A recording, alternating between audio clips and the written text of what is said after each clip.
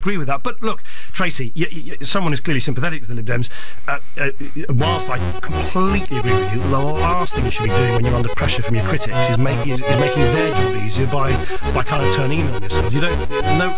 Of course, we've got to stand united and not sort of turn inwards. But of course, we also, which is slightly back to the first question from Mike in Chestnut, is of course you've also got to acknowledge that we got a very bad election result last week, and we have to learn the lessons from that. And that's why, for instance, I've asked someone called James Girling, who's the elected head of the Liberal Democrat Campaign and Communications Group Committee, to set up a group bringing together councillors, MEPs, ex-MEPs, to do a short bit of work about what went right and what went wrong in the campaigns. Because as Tracy said, there were some areas, not that anyone is very keen to acknowledge that these days, from Hull to Sutton, from Sheffield, from Sheffield, Hallam to Bradford, where we actually did incredibly well. We were winning seats against Labour, and we need to learn what went right in the good places and what went wrong in the places where it didn't go well. But we also need to do, as Tracy said, we need to constantly explain to people, because no one is going to do it for us. I mean, if you just open any newspaper any day of the week over the last 4 years, you will see the right and the left are united against the Liberal Democrats. Why? Because the right and the left don't like the fact that we are in government. They don't like the fact that we are disrupting the duopoly of traditional two-party politics, and they kind of want to turf us out. So of course they do that, and that means that since no one else is going to tell our side of the story, we've got to do it, including taking credit for the fact that if it wasn't for the Liberal Democrats, if it wasn't for our resilience, our unity, our grace under pressure as a party, we wouldn't now be seeing this economy actually growing faster than anywhere else in the developed world. And final point to you, Tracy, I also have long felt that after these elections last week, we could move the Liberal Democrats into a new phase and start talking about the future. So I will, for instance, over the summer be talking much more about our manifesto ideas, so that we don't just talk about how we justify what we've done over the last 4 years, we also talk about how we about our aspirations and hopes for the future, which are positive and optimistic. Tracy, as one of the many of hundreds and thousands of Lib Dems up and down the country, can I just ask you one last question, Tracy, if I may? What's your view of Vince Cable? I've met Vince a few times. I think he's a good minister. Could he be a good leader? He's been a caretaker leader before, hasn't he? I think he'd be okay, but he said on numerous times that he's not interested in being a leader. Right, okay. Thank you very much, Tracy. While we're on the subject of Vince Cable, I wonder if I could just raise a question with you. It would appear that he had some form of prior knowledge of some polling that was done by former Liberal Lib Dem peer Lord Oakeshott, that he was at least aware of this question. Did he make you aware of it? So I spoke to Vince yesterday. He's in China, of course, but and he explained to me what he said in public, which is that he knew about obviously the poll in his own constituency, knew about the poll in Wales, I think it was. And has he made you aware of that? Well, no, but there was absolutely no.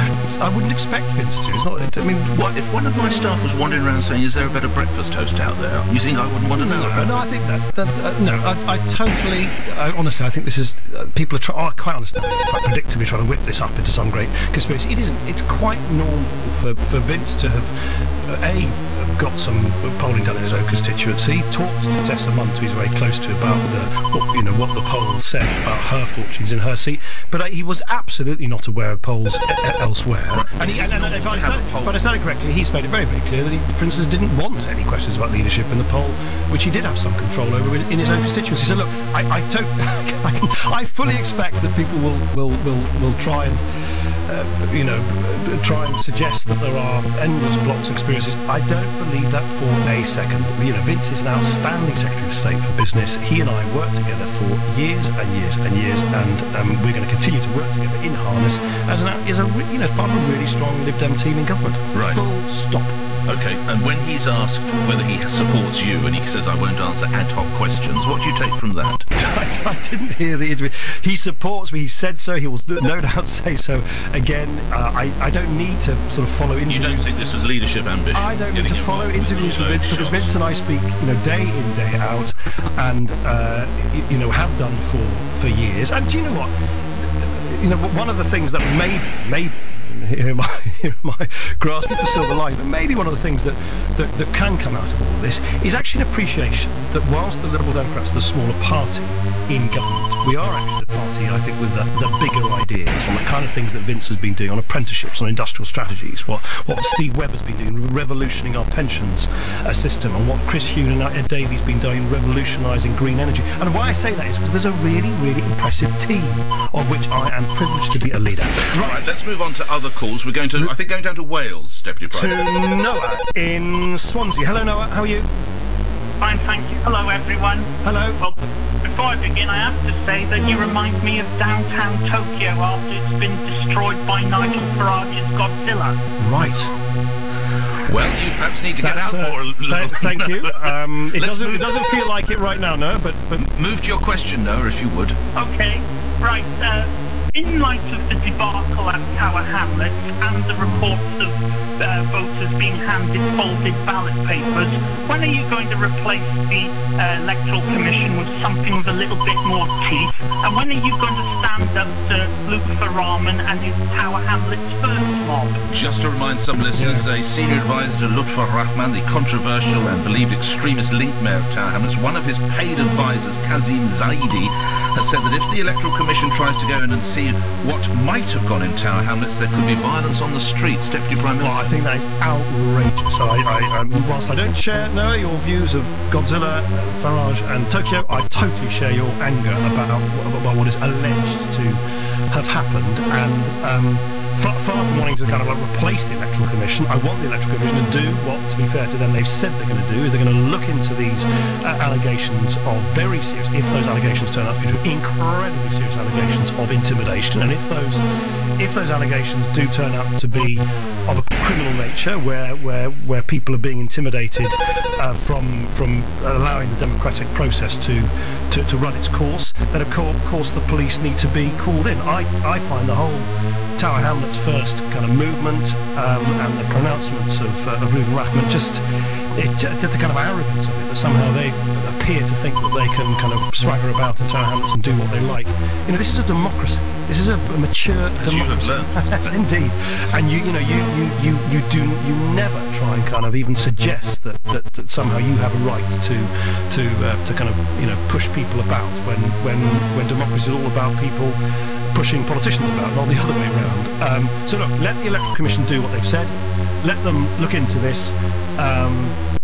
We've got to bring the police in if those allegations turn out to be of criminal nature. But no, I don't think, in answer to your precise question, I don't think scrapping the Electoral Commission, who have to do the legwork of looking into what happened, would be the right response right now. This is Nick Ferrari with more to come as I look back at my week on breakfast. This is LBC.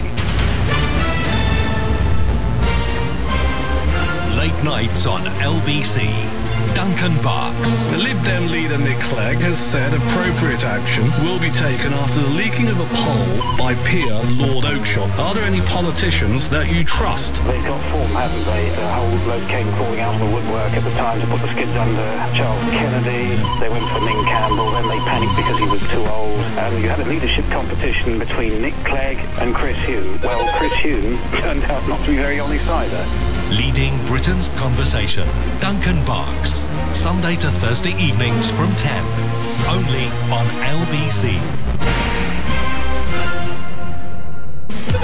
Nick Ferrari at breakfast on LBC. Obese or overweight people are being told that losing as little as 3% of their weight could have significant beneficial effects. Carol Weir is guidance developer for Nice. Why don't you just shout, stop eating sweets? People do that on a daily basis, Nick, and I think that's very, very offensive. Freya, George Osborne's caddy, bought the tabby for his children in 2009. Wandered off about 1.5 miles south of number 11 Downing Street and was found wandering around Vauxhall. Well, we had a little Staffordshire Bull Terrier. He goes all the way up Marriott Road on his own. He turns to the left, all the way through the village. Down through the village. Right down to Race Park, That's all Race the way. Park. Ends up on the A3. A3. Nick Ferrari at breakfast. Every weekday morning from 7. Only on LBC. With Hampton by Hilton. Refreshingly different and surprisingly affordable hotels. Leading Britain's conversation.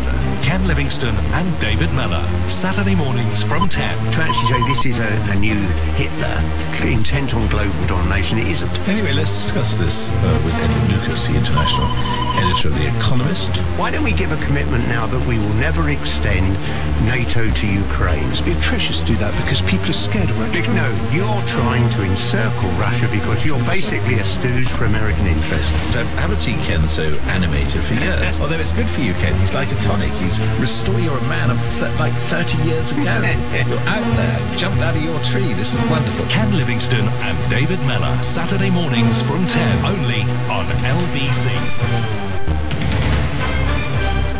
Leading Britain's conversation. Larry Lamb. Sunday morning from 11 on LBC. State education is producing a generation of amoral children who fail to understand the difference between right and wrong.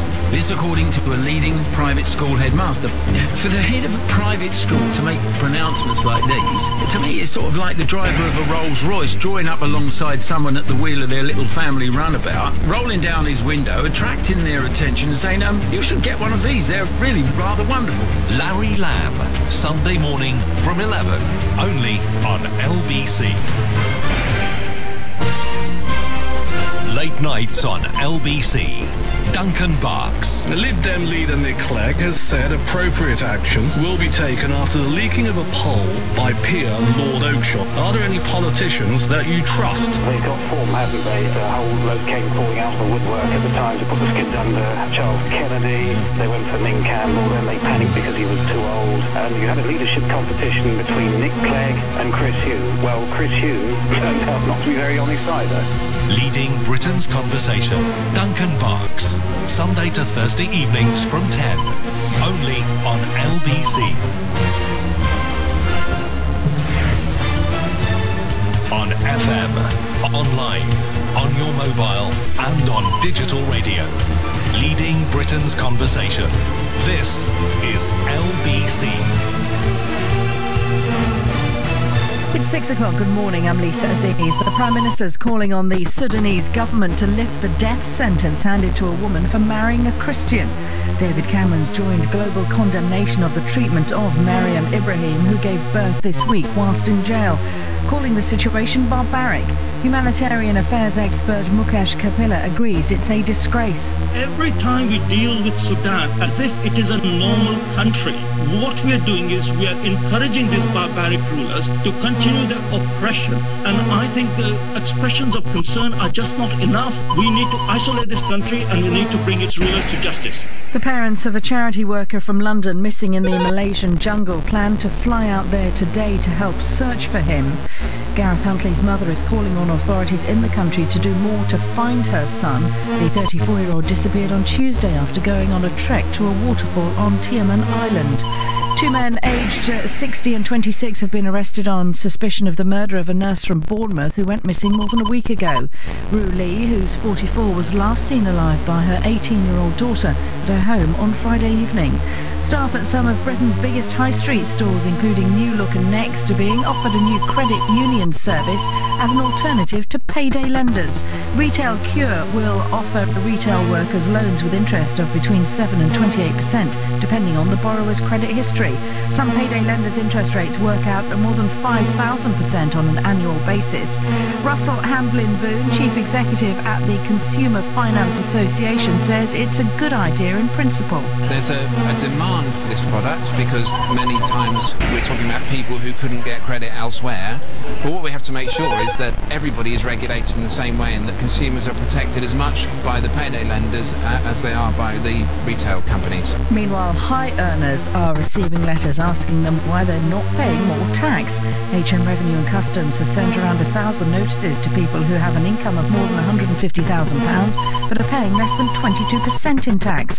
One accountancy firm's accused them of bully boy tactics which scare innocent taxpayers.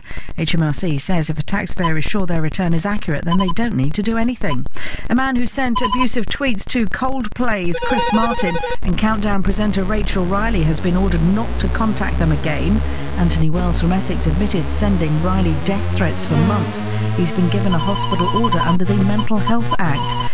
Edinburgh's long-awaited trams will carry their first paying passengers today. The first service will leave the Gyle shopping centre this morning. The landmark day for the project follows 6 years of building work and well-documented problems, including a long-running dispute between the council and its contractor. And LBC weather, mainly dry today with some bright or sunny spells throughout London and the southeast, but the risk too of the odd light shower later. Highs of 18 degrees.